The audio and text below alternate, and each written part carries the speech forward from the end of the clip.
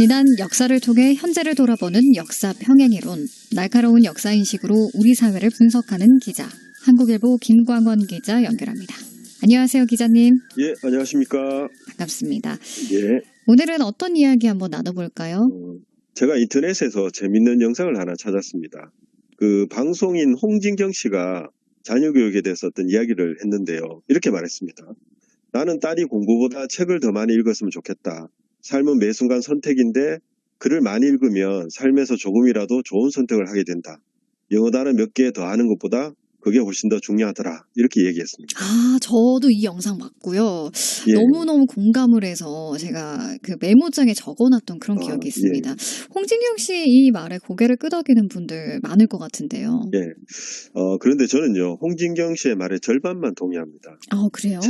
책을 읽어야 한다는 것, 그리고 영어 단어가 그만큼 중요하진 않다. 여기까지는 같은 생각인데요. 한 가지가 좀 빠진 느낌입니다. 독서나 공부보다 더 중요한 한 가지, 그게 뭘까요? 태도입니다. 혹은 근성이겠죠. 그러니까 이런 말이 있습니다. 하버드를 졸업 후에는 인생이 아주 쉬워진다. 그러니까 하버드대를 졸업하면 똑똑해진다가 아니고요. 네. 어떤 일이든 해낼 수 있는 근성이 생긴다는 거죠. 그렇죠.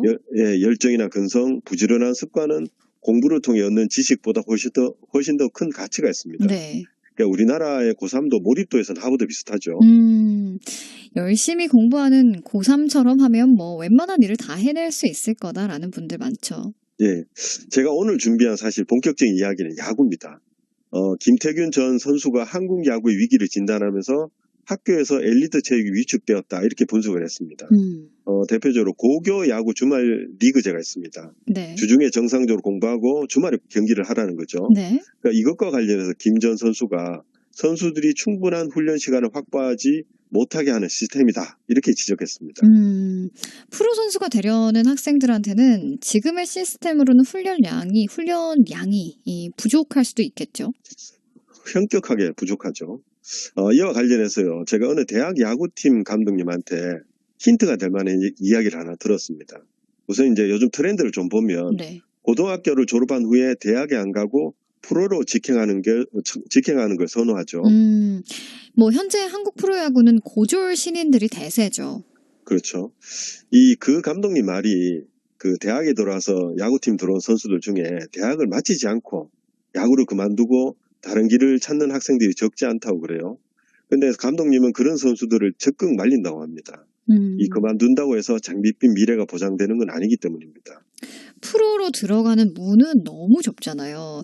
예. 어떻게 보면 학생들이 현명한 선택을 하는 걸 수도 있다 이런 생각이 드는데요. 예, 그렇게 생각이 들죠. 근데 네. 이분이 오랫동안 학생들을 지켜보니까 프로에 가든 못 가든 대학 시절을 야구 선수로 완주한 이들이 나중에 사회에 나가서도 인정을 받더라 이렇게 말씀하시더라고요.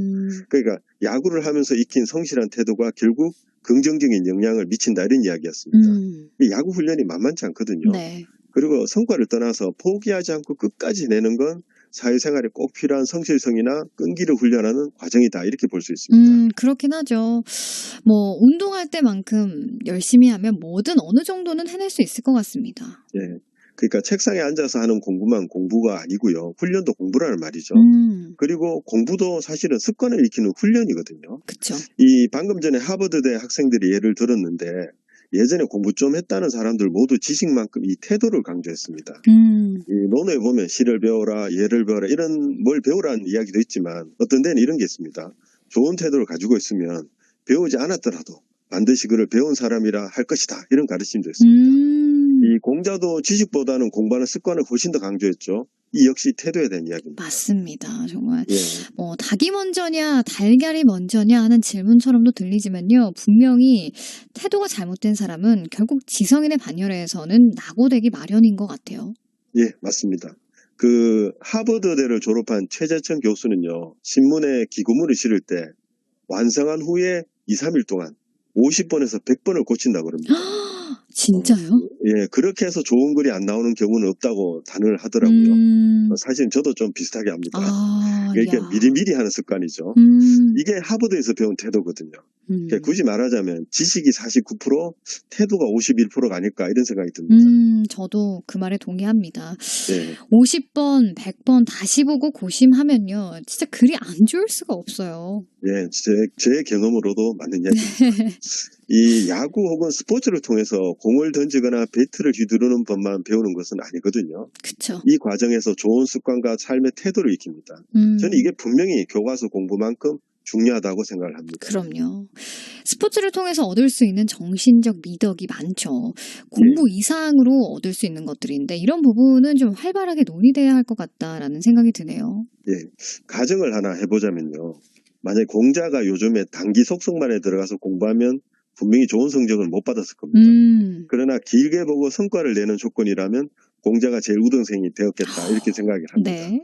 이 교과서로 지식을 쌓는 것 이상으로 몸에 밴 근성과 습관은 중요합니다. 맞아요. 어떤 일이든요. 머리로만 가능한 일은 없습니다. 맞습니다. 예. 노벨상 수상자들도 머리 좋은 사람보다는 꾸준한 사람이 더 많이 받았다고 하죠. 예. 학교 공부와 스포츠를 별개로 할 게 아니라요. 동일한 정신적 미덕을 배우는 과정으로 여겨야 하지 않을까 이런 생각이 드네요. 오늘 돌아와요 부산항해를 같이 듣고 싶습니다. 돌아와요 부산항해. 예, 이게 롯데 구단의 대표 응원가죠. 한국 야구가 정말 잘하던 시절이 다시 돌아왔으면 하는 마음으로 이 곡을 골랐습니다. 네, 많은 분들이 지금 동의를 하고 계실 것 같은데 돌아와요 부산항해 곧 들어보도록 하고요. 오늘 소식도 잘 들어봤습니다. 감사합니다. 네, 감사합니다. 지금까지 한국일보 김광원 기자가 전해준 역사 평행이론이었습니다. 조용필의 돌아와요 부산항해 함께 듣고 오겠습니다.